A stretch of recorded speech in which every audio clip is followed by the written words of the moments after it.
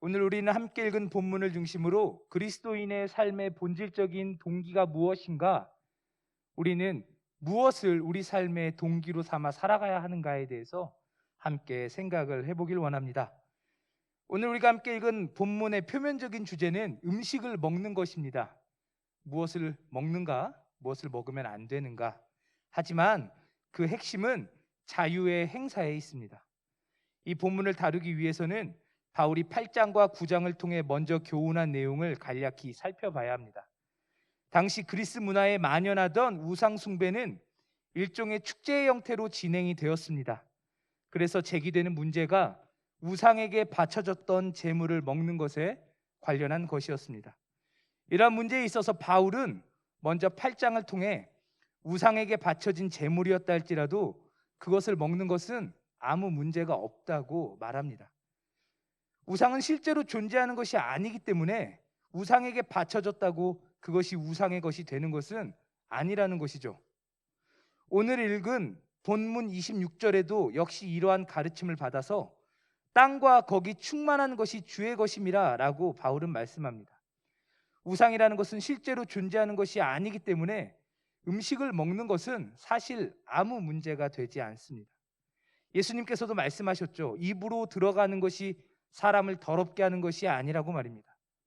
하지만 우상 숭배에 참여하는 것은 다른 문제입니다. 우상이 허상에 불과하다 할지라도 그것을 섬기는 사람에게 우상은 하나님을 대신하는 존재가 되죠. 그래서 바울은 세상에는 오직 하나님만이 존재한다는 이 지식이 모든 사람에게 있는 것이 아니라고 8장 7절을 통해 말하면서 우상 숭배는 결국 하나님을 버리는 행위가 된다고 말하며 그리스도인은 결코 우상을 숭배하는 축제에 동참해서는 안 된다고 말합니다. 우상은 아무것도 아니고 그 축제 만찬에 펼쳐져 있는 음식도 아무것도 아니라 할지라도 내가 그리스도인이라면 그 자리에 함께해서는 안 된다라는 것이 바울의 가르침입니다. 다시 말해서 우상은 실제로 존재하는 것이 아니지만 여전히 많은 사람들이 우상을 하나님을 대적하는 어떤 존재로 인식한다는 것이죠. 그래서 문제가 발생하게 되었습니다. 우상이 아무것도 아니라는 것을 아는 사람들은 우상에게 바쳐졌던 제물이라 해도 거리낌 없이 먹는 반면에 여전히 우상이라는 존재를 의식하는 자들은 우상에게 바쳐졌던 제물을 우상의 것으로 여겨 피하는 모습을 보입니다. 거리낌 없이 먹는 사람들은 그것을 피하는 자들을 믿음이 없는 자들이라 무시했고, 우상에게 바쳐진 제물을 피하는 사람들은 그것을 먹는 사람들을 향해 비난을 했다는 것이죠. 이 같은 상황에서 바울은 문제의 해결을 위해 그리스도인의 중요한 원칙 두 가지를 제시하고 있습니다. 첫째는 내가 할 수 있는 일이라고 그것이 항상 유익한 것은 아니라는 것이죠. 내가 무엇이든지 할 수 있는 자유가 있습니다. 하지만 내가 할 수 있다고 해서 그것이 다 유익한 것은 아니라는 것입니다. 우리는 그리스도인의 삶의 기준이 하나님의 말씀이라는 사실을 알고 믿습니다. 믿으십니까? 내 뜻대로 살아가는 게 아니라 하나님의 말씀 따라 살아가는 사람들이 하나님의 백성, 그리스도인들이죠. 그리스도인은 당연히 그리스도의 법을 따라야 합니다. 그런데 문제는 외형적으로, 표면적으로 하나님의 말씀을 지키는 것이 다가 아니라는 것입니다. 그래서 바울은 23절을 통해 다음과 같이 말씀합니다. 모든 것이 가하나 모든 것이 유익한 것은 아니요 모든 것이 가하나 모든 것이 덕을 세우는 것은 아니다라고 말입니다.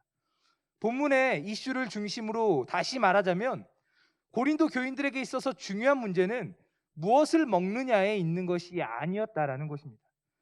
바울은 우상에게 바쳐졌던 음식을 먹는 것이 먹는 사람을 오염시키는 것이 아니라 할지라도, 다시 말해서 하나님의 법에 어긋남이 없다 할지라도 그것을 보는 사람을 상심하게 만든다면, 실족하게 만든다면, 시험 들게 만든다면 그것 역시 피해야 할 문제라고 말하고 있습니다.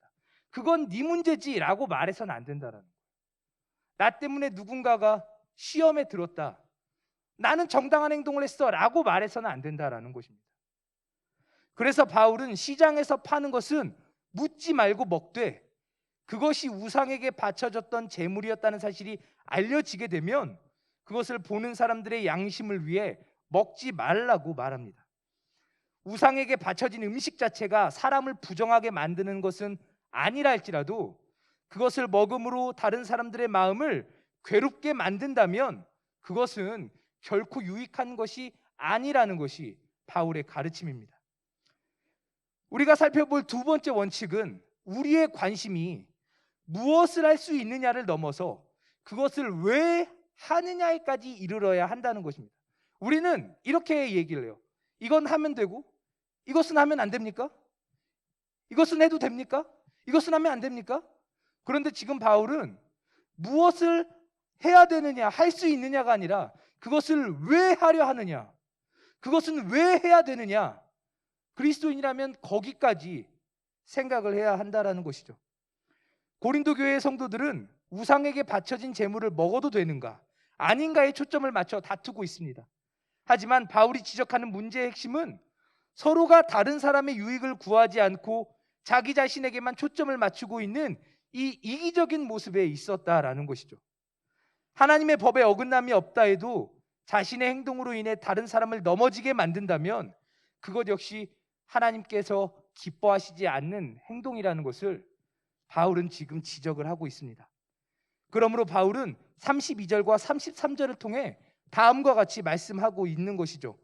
유대인에게나 헬라인에게나 하나님의 교회에나 거치는 자가 되지 말고 나와 같이 모든 일에 모든 사람을 기쁘게 하여 자신의 유익을 구하지 아니하고 많은 사람의 유익을 구하여 그들로 구원을 받게 하라. 그리고 바울은 이러한 삶을 한마디로 정의합니다. 무엇입니까? 하나님의 영광을 위한 삶이라고 정의하는 것입니다. 바울은 무엇을 하든지 하나님의 영광을 위하여 하라고 말합니다. 나의 영광이 아니라, 나의 유익이 아니라 하나님의 영광을 위하여 하라고 말합니다. 먹든지 마시든지 무엇을 하든지 그것이 하나님의 영광이 되게 하라고 말하고 있습니다. 우리가 표면적으로는 하나님의 법을 따랐다 할지라도 하고 보니까 하나님의 법이었어요. 내가 하나님의 말씀을 지킨 거예요. 우리 그런 거 있죠. 그냥 내 본성에 따라 행했는데, 그런 마음이 없었는데 이거 하고 보니까 내가 마치 하나님에게 신실한 사람처럼 나타날 때가 있죠. 그렇다고 해서 하나님께서 네가 나의 법을 지켰구나, 착하다, 이렇게 말씀하시지 않는다라는 거예요. 내가 하나님의 법을 따랐다 할지라도 그것이 오로지 나의 유익을 추구하는 동기에서 이루어진 것이라면 그것은 결코 하나님의 영광을 위한 것이 아니며 오늘 바울이 말하고 있는 대로 피해야 할 모습, 지양해야 할 모습이라고 바울은 말씀하고 있는 것입니다. 그래서 바울은 결론적으로 바울 스스로가 그리스도를 본받는 자가 된 것처럼 고린도 교인들도 바울을 본받아야 한다고 말씀하고 있죠. 여기서 바울이 본받은 그리스도의 모습은 무엇입니까? 죄인을 구원하시기 위해 자신을 희생한 바로 그 모습입니다. 바울이 지금 그리스도의 모습을 본받았다라고 이야기를 합니다. 그 그리스도의 모습은 죄인을 위해 자기 자신을 내어주신 모습이죠. 죄인을 구원하시기 위해 자신을 희생한 바로 그 모습을 바울은 지금 본받고 있다라는 것입니다. 그렇다면 고린도 교인이 본받아야 할 바울의 모습은 무엇입니까? 고린도 교인들처럼 유대인들에게 있어서는 전적인 타인에 불과한 이방인들의 구원을 위해 자신을 희생한 바울의 모습입니다. 여러분, 유대인들에게 있어서 이방인들은 사람이 아니었어요.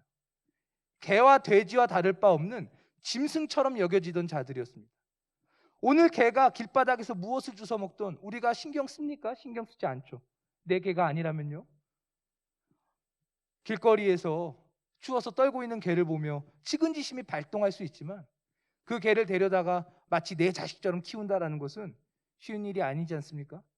바울에게 있어서 이방인들, 아니 유대인들에게 있어서 이방인들은 딱 이와 같은 존재에 불과하죠. 하지만 바울은 어떻게 행했습니까? 그 이방인들의 구원을 위해 자신의 생명을 마다하고 어떻게 얘기할까요? 생명을 걸고 죄송합니다. 생명을 걸고 목숨을 아끼지 않고 복음을 전했죠. 사람들이 죽었다 생각하는 그 자리에서 일어나 다시 한번 복음을 전하는 자리로 나아갔던 사람이 바울 아닙니까? 여기서 우리는 바울이 말하고 있는 하나님의 영광이 무엇인지 생각을 해보게 되는 것이죠. 사랑하는 성도 여러분, 바울이 말하는 하나님의 영광이 무엇입니까? 하나님의 영광이 우리 머리 어딘가에 있는 어떤 뜬구름 잡는 어떤 추상적인 것이라고 생각하면 우리는 오늘 본문을 제대로 이해하지 못한 것이 되고 맙니다. 하나님의 영광은 우리가 우리 자신을 추구하며 사는 것이 아닌 하나님을 따라 사는 자라는 사실이 드러날 때 나타나게 되는 것이죠. 내가 하나님을 따라 살 때, 하나님의 말씀을 따라 살 때, 예수님을 본받아 내 모습이 사람들에게 나타날 때, 그때 하나님의 영광은 드러나게 되는 것입니다. 하나님을 인정하고 하나님께서 나의 주권자라는 사실을 인정하는 삶을 살 때 하나님께서는 나를 통해 영광을 받으시죠.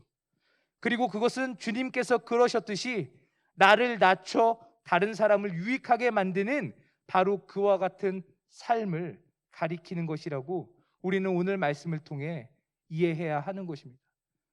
단도직입적으로 말해서 다른 사람의 구원을 위해 나 자신을 희생할 때 하나님의 영광을, 나를 구원하신 하나님을 자랑하기 위해 나를 추구하는 것이 아니라 하나님의 말씀을 따라 다른 사람의 유익을 구할 때 비로소 하나님의 영광은 나를 통해 나타나게 된다라는 것입니다. 사랑하는 성도 여러분, 오늘 우리의 삶의 동기는 무엇인지 다시 한번 생각을 해 보았으면 좋겠습니다. 오늘 하루 우리는 무엇을 위해 살았고, 무엇을 위해 먹었고, 무엇을 위해 마셨는지요. 오늘 우리는 무엇을 위해 살아가고 있습니까? 우리가 행하는 모든 일들의 중심에는 무엇이 있습니까?